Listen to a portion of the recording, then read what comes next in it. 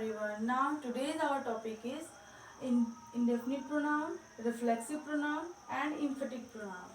In this video we have to talk about three pronouns. That first is indefinite pronoun. That means अनिश्चित, यानी कि जो indefinite pronoun होता है इसका मतलब होता है अनिश्चित, जो कि निश्चित ना हो। जैसा कि हम कोई भी बात करते हैं तो क्वांटिटी, दो क्वांटिटी में बात करते हैं। एक तो होता है कि हाँ इतना चीज़, हमें 1 किलो आलू दो, तो ये हमारा क्वांटिटी है कि हाँ 1 किलो चाहिए।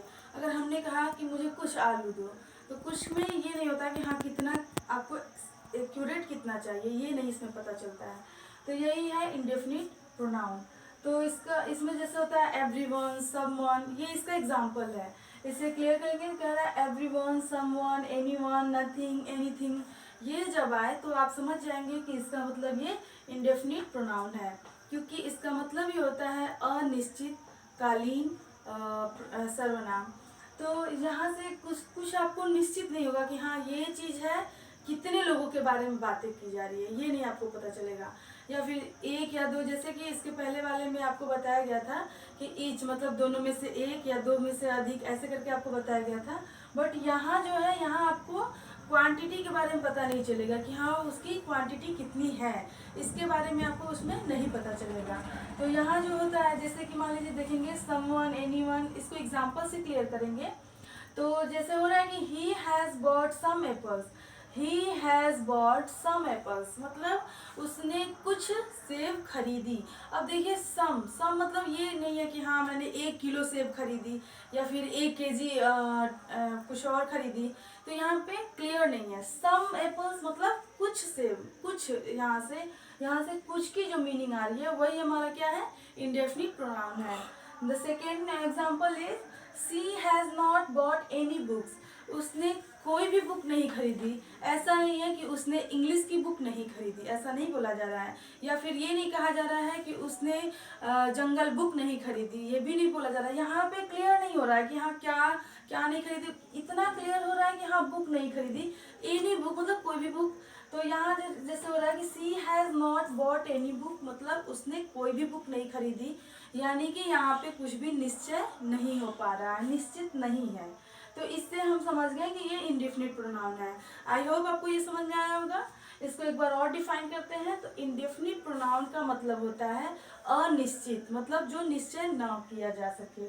तो जब भी एनीथिंग आए या फिर नथिंग आए, समवन आए, एनीवन आए, समबडी आए, तो ऐसे में हम इसे हमेशा ये समझेंगे कि ये इंडेफिनिट है, क्योंकि यहाँ पे कुछ भी क्लियर नहीं हो रहा है, ग्रुप में बातें हो रही हैं, या फिर ऐसा क्लियर नहीं हो पा रहा है कि हाँ कितने लोगों के बारे में बात हो रही है।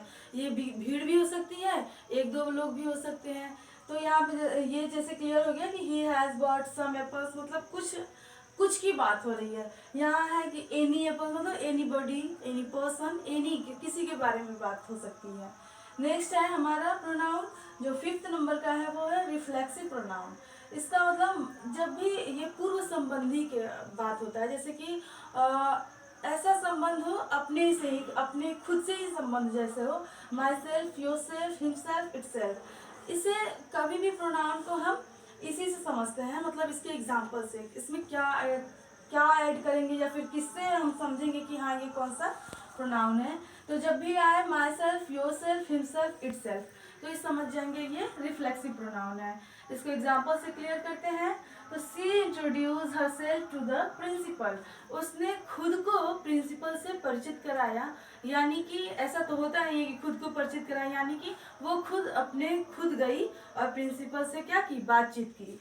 तो यहाँ पे ये जो है हरसेल्फ जो है यही हमारा क्या हो जाएगा, रिफ्लेक्सिव प्रोनाउन हो जाएगा।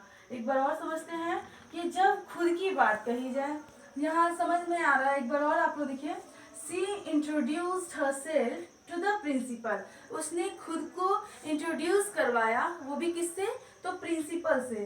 तो यहाँ हमारा जो हरसेल्फ है वो क्या हो जाएगा, रिफ्लेक्सिव प्रोनाउन हो जाएगा। नेक्स्ट है the baby has hurt itself, यहाँ पे कुछ ये नहीं पता चलेगा कि वो वुमेन है, मेल है या फीमेल है। इसके बारे में जब ना पता चले तो हम वहाँ पे इटसेल्फ का यूज करते हैं। तो कह रहे the baby has hurt itself, baby ने खुद को हर्ट पहुंचाया, नुकसान पहुंचाया, तो ये जो इटसेल्फ है यही रिफ्लेक्सिव प्रोनाउन है। And the next pronoun is emphatic pronoun. Emphatic pronoun that's mean जो भी सेम यही। अब आप कहेंगे कि एम्फेटिक का भी तो यही रूल, यही एग्जाम्पल है, myself, yourself, ourself, themself, यही है उसका भी एग्जाम्पल। तो क्यों अलग अलग है? आखिर रिफ्लेक्सिव प्रोनाउन और एम्फेटिक प्रोनाउन दोनों अलग अलग क्यों है? तो इसका भी एक रीज़न है, ये बहुत छोटा सा रीज़न है, वो भी आप समझ जाएंगे। तो ये जो है रिफ्लेक्सिव प्रोनाउन, ये तो है कि हाँ जब भी अपने बारे में बात कही जाए, हिमसेल्फ, हरसेल्फ, माईसेल्फ, तो इसका यूज होगा। वही सेम यही चीज़ एम्फेटिक प्रोनाउन में भी है, बट यहाँ पे सेंस अलग हो जाता है। जब भी माई सेल्फ, इटसेल्फ आदि का यूज होता है तो एम्फेटिक का मतलब ही होता है जोरदार, यानी कि जोर लगा के। तो जब भी सब्जेक्ट के ऊपर जोर पड़े, मतलब बहुत ज़्यादा अधिक उस पर बल दे के बात किया जाए, तो उसे ही हम एम्फेटिक प्रोनाउन कहते हैं। और एम्फेटिक प्रोनाउन में ही माई सेल्फ, इटसेल्फ का यूज होता है। एग्जाम्पल से और इसे क्लियर करते हैं। कह रहा they themselves admitted their guilt. अब कह रहा दे देमसेल्फ, तो वे खुद।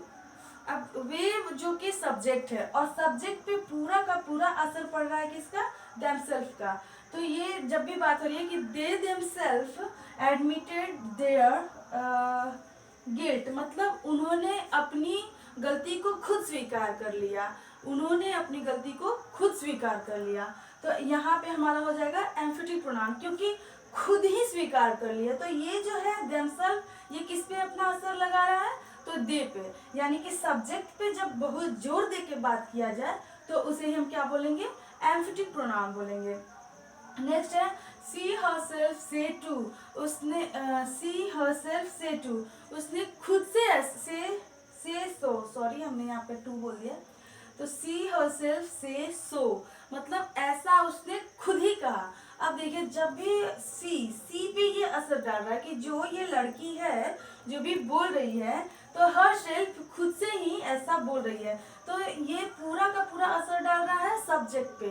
यानी कि एम्फेटिक और रिफ्लेक्सिव में यही डिफरेंट है कि कभी भी जब अपने स्वयं के बारे में बात की जाती है तो वहाँ रिफ्लेक्सिव प्रोनाउन होता है, बट जहाँ एम्फेटिक प्रोनाउन वहाँ होता है कि जहाँ स्वयं के बारे में बात की जाए बट बहुत ज़्यादा जोर दे के बात की जाए, मतलब अपने आप को अपने ऊपर ही बहुत ज़्यादा जोर लगा के बात की जाए, तो उसे हम एम्फेटिक प्रोनाउन कहते हैं।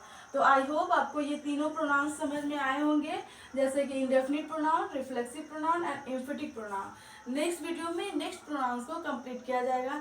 तब तक के लिए गुड बाय।